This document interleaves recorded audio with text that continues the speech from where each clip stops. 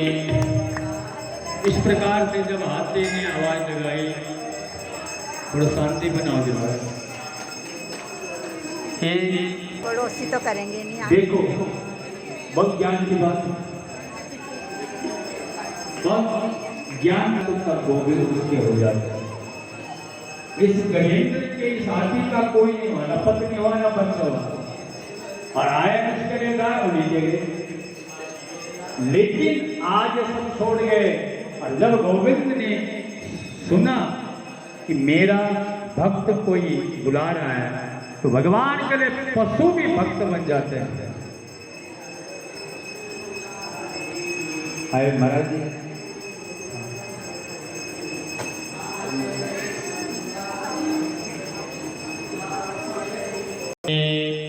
तो जो भगवान को पुकारता है भगवान उसी के हो जाते हैं। यहाँ पर जब गज ने पुकारा कि इसलिए एक ने भगवान को पुकारा, दूसरे ने चरण पकड़े, तो उसका भी उद्धार हो गया। और इधर गजेंद्र का भी भगवान ने ग्रह से हाथी को छुड़ाया। और कभी भी कष्ट हो, कभी भी आपका मन नहीं लगता है, कारोबार में कोई दिक्कत परेशानी आ रही है, तो आपको गजेंद्र मोक्ष का पाठ करना चाहिए, सारी विपत्ति दूर हो जाएगी। उसके बाद आगे एक बार दुर्वासा जी अपेक्षा से इंद्र से स्त्रीहीन हो गए, और यहाँ पर दुर्वासा ऋषि भगवान के धाम में भगवान ने दुर्वासा ऋषि को अपने गले की माला दी। वो माला भगवान की देवी दुर्वासा जी इंद्र के यहाँ जाते हैं, इंद्र को अपने गले से माला उतार करके देते हैं। इंद्र ने वो माला उठाई, हाथी के गले में डाल दी। दुर्वासा ऋषि ने जब देखा कि ये माला से इंद्र के साथ जम रहा है, तो भगवान की देवी माला दुर्वासा ने जब देखा कि हाथी ने उछल दी, तो दुर्वासा ऋषि बड़े क्रोधित हो गए। दुर्वासा ऋषि ने इंद्र को श्राप दिया, बोला तो अपने राजपाट से श्रीहीन हो जाएगा, तेरा सब कुछ सुबह दैत्य लोग छीन के ले जाएंगे, तो राजपाट से विहीन हो जाएगा।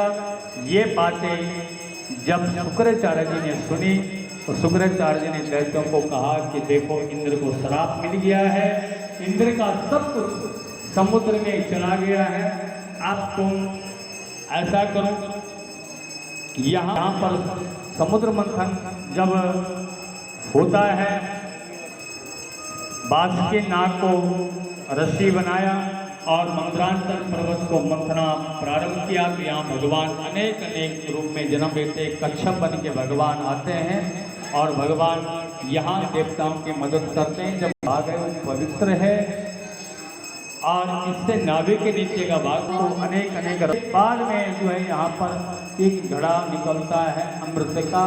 उस अमृत के घड़े को दैत्य छीन करके ले जा, एक राहु बना, एक केतु बना, क्योंकि इन्होंने अमृत पी लिया था। और यहाँ पर देवता लोगों को भगवान ने अमृत पिलाया। देवता लोग बलहीन हो गए और बलशाली हो गए, देवता लोग श्रीहीन हो गए, उनका बल खत्म हो गया।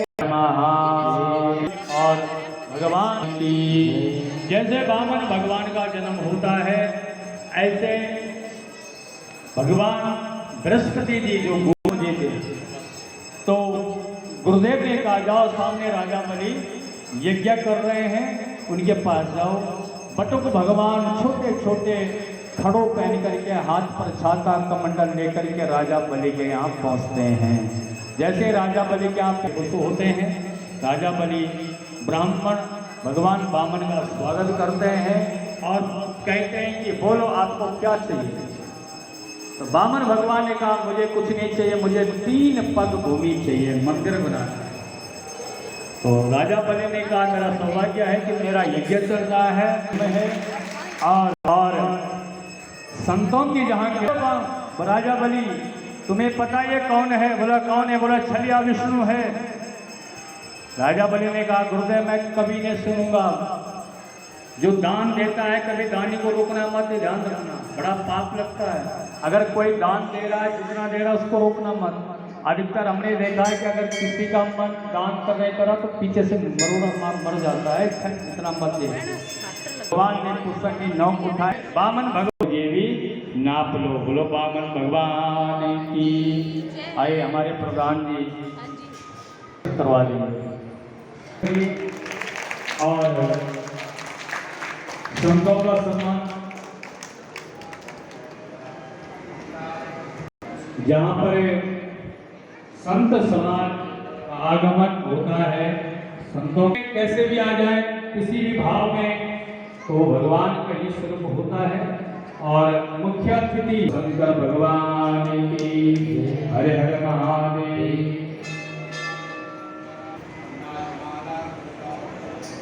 संगत है, इन सबको ज्ञान हो जाए, रात में एक कर लो, अपने धर्म को बचा लो, तभी हम सुरक्षित रहेंगे। और इस धर्म को केवल संत महात्मा ही रख सकते हैं। धर्म बच गया है। और जितनी भी मंडलियां आई हुई हैं सभी को चले जाओ और स्वामी जी गौशाला खोलने का मकसद गौशाला जो है महाराज जी व्यासपीठ से एक तो अपने घर पर हनुमान का ध्वज लगाए, एक अपने मस्तक पर तिलक लगाए और अपने को सनातनी माने, हिंदू माने। और आपकी पहचान यही है, यही निवेदन मैं महाराज जी से करूंगा। आप अपने संबोधन में यही शिक्षा सारे चंडीगढ़ वासियों को आप दें।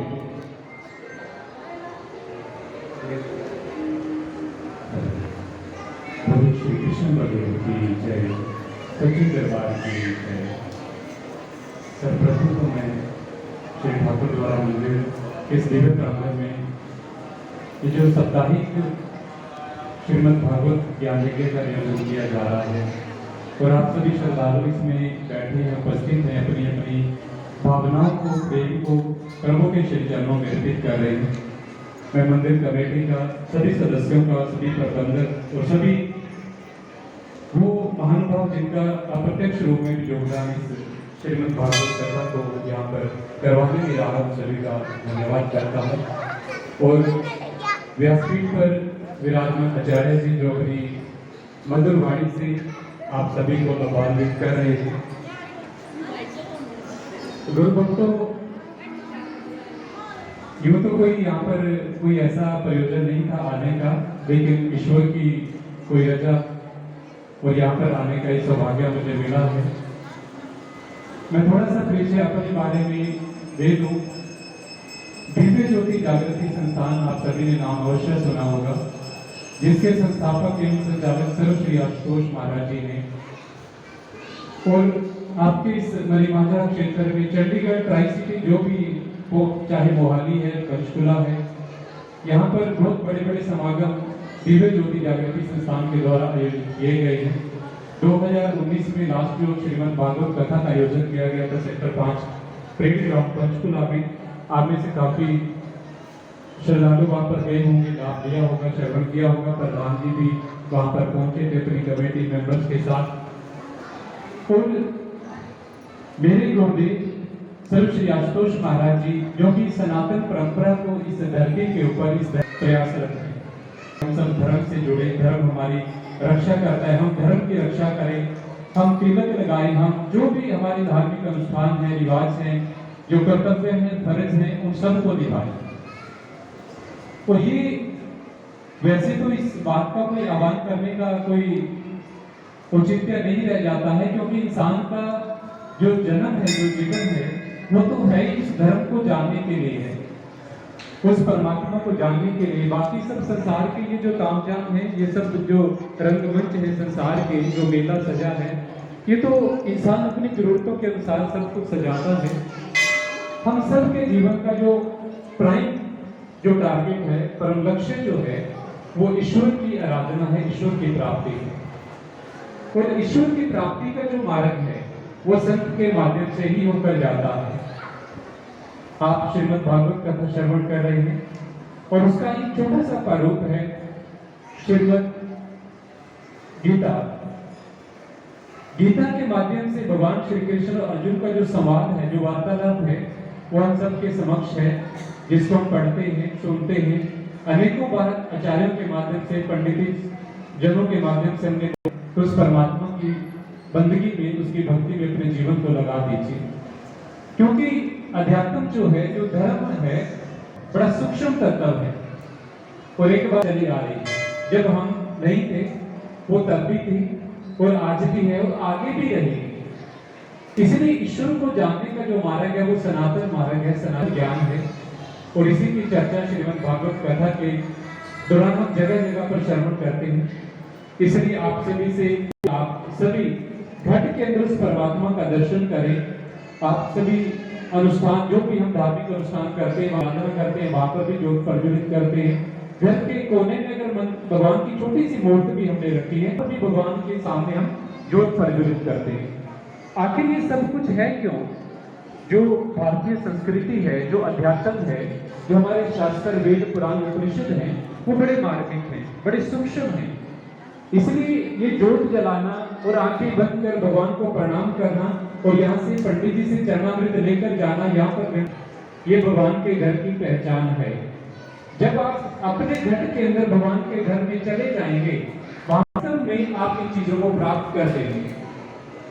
आप सभी, हम बाहर देखते हैं समाज के अंदर जो मंदिर है, चाहे वो गुरुद्वारा साहिब है, चाहे और कोई अन्य धार्मिक स्थान है, उसके ऊपर गुंबद बनाया जाता है या नुकीला बनाया जाता है। कारण क्या है? हमारी ये जो देह है, पंचभौतिक देह, इसके ऊपर ये गुंबद है, जिसको हम आकाश तत्व बोलते हैं, गगन मंडल बोलते हैं, जो लोग बोलते हैं।